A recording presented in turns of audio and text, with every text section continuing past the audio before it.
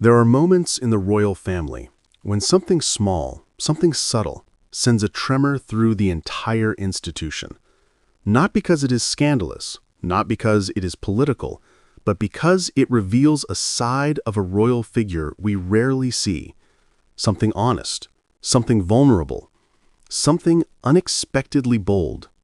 And this week, that tremor was felt not in a palace, not in a courtroom, but in a room full of equestrians, veterinarians, and horse welfare experts. Because there, at the World Horse Welfare Annual Conference in London, Zara Tindall, usually one of the quietest members of the King's extended family, delivered a rare public statement that carried more weight, more emotion, and more unexpected honesty than anyone anticipated. She stood beside her mother, Princess Anne, one of the most respected royals alive today, and spoke in a way that immediately captured attention across the United Kingdom and beyond. A seemingly simple reflection suddenly became a moment analysts are now describing as unusually powerful, quietly political, and deeply revealing about Zara herself. Before we dive in, there's something I need to share with you. Over the past few days, thousands have watched these stories unfold, but most haven't subscribed. If you're one of them, I invite you now to join us. Subscribe to Crownverse so you never miss the next chapter in this unfolding royal history. Zara Tindall has always been known for her independence. She's never taken on a royal title, never lived within the rigid confines of royal duty, and never claimed the spotlight for herself. Instead, she built her reputation in the equestrian world, becoming a world champion and an Olympic medalist, carrying forward the legacy of her mother while forging a path that belonged solely to her.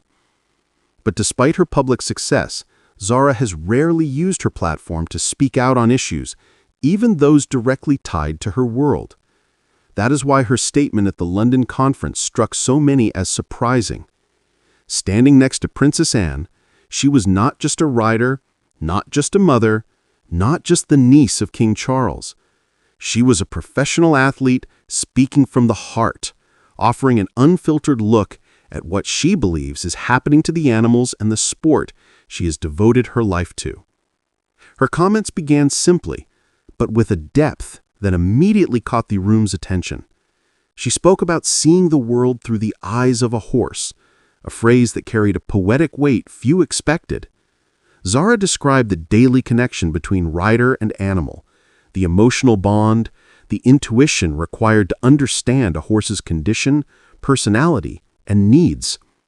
In a world where royal statements are polished, official, and often distant, her words felt real, grounded in experience, shaped by thousands of hours in stables, barns, arenas, and open fields.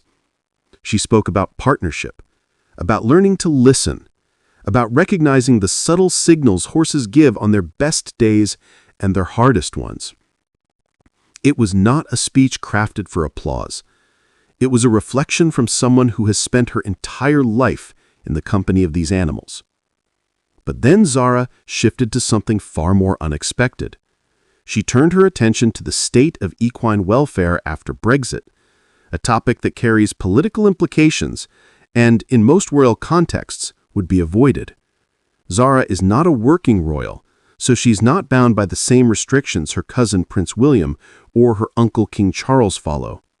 Still, hearing a member of the royal family openly critique the consequences of Brexit on horse welfare was striking. She explained how regulations, travel restrictions, and bureaucratic hurdles implemented after Britain left the European Union had made it more difficult and more stressful for horses to travel abroad for competition. She described the process as hard work and said it had gotten worse, noting that both riders and horses were struggling more than ever. She highlighted the emotional and physical toll that changes had taken on the animals themselves, noting that many people in the sport now hesitate to travel at all. These comments were not framed as political activism, but they resonated as a quiet critique of a system that has become impractical for equestrians across the UK.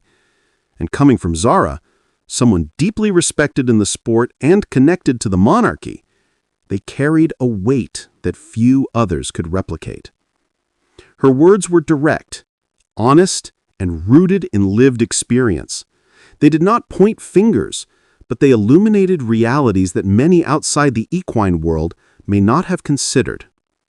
That honesty is what made the statement so unexpected. Princess Anne, standing nearby, listened with the steady, composed seriousness she is known for. Anne has spent her entire life championing animal welfare, long before it became a talking point or a trending issue. She has been the patron of the World Horse Welfare Charity for decades, attending events, giving speeches, and working behind the scenes more than almost any other royal. For Zara to make her rare statement beside her mother added a generational weight to the moment, a shared legacy, a shared passion, and a shared message delivered in two distinct voices. As the event continued, Zara joined a panel of experts, including veterinarians, editors, professors, and lawmakers, discussing how horses experience the world, how their feelings are interpreted, and how their welfare is protected. Zara spoke with ease, confidence, and emotional clarity, traits she rarely displays in a formal setting. This was not a royal performing a duty. This was a professional engaging with her peers. The difference was striking. During the discussion, Zara emphasized the importance of understanding the environment horses live in. She spoke about their stables, their travel experiences, their training conditions. She stressed that welfare is not just about medical care, but about the emotional and mental state of each animal. She also expressed concern that the wider public, people outside the equine community, do not fully understand the depth of care, effort, and responsibility that professional riders invest in their horses. Her tone remained gentle, but there was an unmistakable urgency in her words. She was advocating, not simply talking. She was pushing for awareness, not just sharing anecdotes. This shift from quiet competitor to vocal advocate is what made the moment stand out in royal coverage. Zara has rarely been a public critic of anything. She has rarely spoken about legislation, rarely commented on the consequences of political decisions, and rarely voiced frustration about the state of her sport. That is why her remarks felt so significant. They were not rehearsed or political. They were personal. The equestrian world is part of her identity, not part of her royal obligation, and that emotional investment is what gave her words power. Princess Anne's closing address at the conference, delivered with her usual precision and authority, added to the significance of the moment. Anne's legacy in equine advocacy is decades long, defined by countless speeches, initiatives, and charitable efforts. Her daughter stepping forward beside her, and doing so with such clarity, felt symbolic.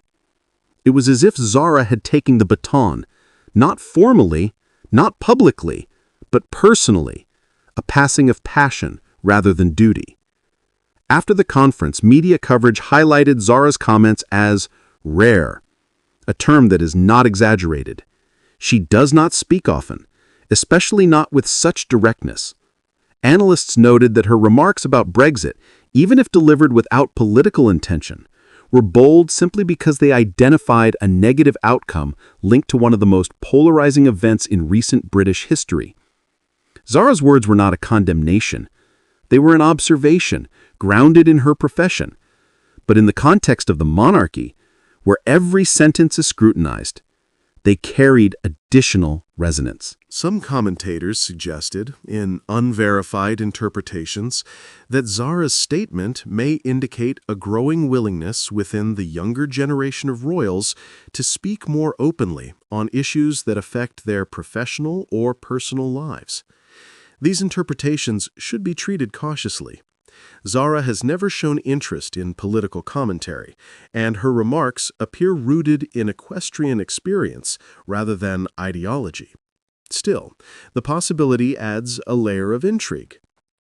Other analysts focused on the mother-daughter dynamic. Princess Anne, known for her discipline, work ethic, and directness, has always been a model of practical leadership. Zara's emergence as a more vocal advocate reflects not political ambition, but professional maturity. She is a mother, an Olympian, a horsewoman, and a public figure whose life has always straddled the line between royal visibility and private professionalism. Her rare statement offers a glimpse into how she navigates that balance. What makes this story compelling is not scandal or controversy, but transformation. For years, Zara has stayed in the background of royal coverage, attending events, supporting family members, competing internationally, and raising her family on the Gatcombe Park estate. She has been respected, but often overlooked in the broader royal narrative. Now, with one thoughtful, honest, and subtly political statement, she has stepped into a spotlight she did not seek, but seemed wholly prepared to handle. Her comments also reflect a reality often missed in royal reporting. The royal family is not a monolith. Its members have different lives, different priorities, and different passions. Zara's passion is the equine world. Her mother's is both horses and duty. For one afternoon, their two worlds overlapped in a way that created a rare moment of authenticity, a moment that resonated far beyond the walls of the Royal Geographical Society. As the conference concluded, Zara and Anne's appearances were seen not just as routine engagements, but as reminders of how deeply invested they are in the welfare of animals and the future of the sport that has shaped their lives. Zara's words echoed as both a reflection and a warning, an acknowledgement of the challenges riders face today and a call to pay closer attention to the needs of horses as legislation, travel protocols, and international competition evolve. For a family often defined by tradition, silence, and restraint, moments like these, moments where emotion and honesty break through, capture the world's attention. They remind the public that behind every title, every ceremony, every formal portrait, there are individuals shaped by genuine passions and experiences. Zara Tindall showed that clearly, simply, and powerfully. And while the moment may not spark global headlines like a scandal or political drama, it marks a shift in her own public presence, a shift toward greater visibility, greater voice, and greater engagement. Whether this signals a new chapter for Zara is unclear. What is clear is that her rare statement did not go unnoticed. It carried truth, it carried emotion, and it carried the unmistakable sense that even within the royal family, there are still unexpected voices waiting to be heard.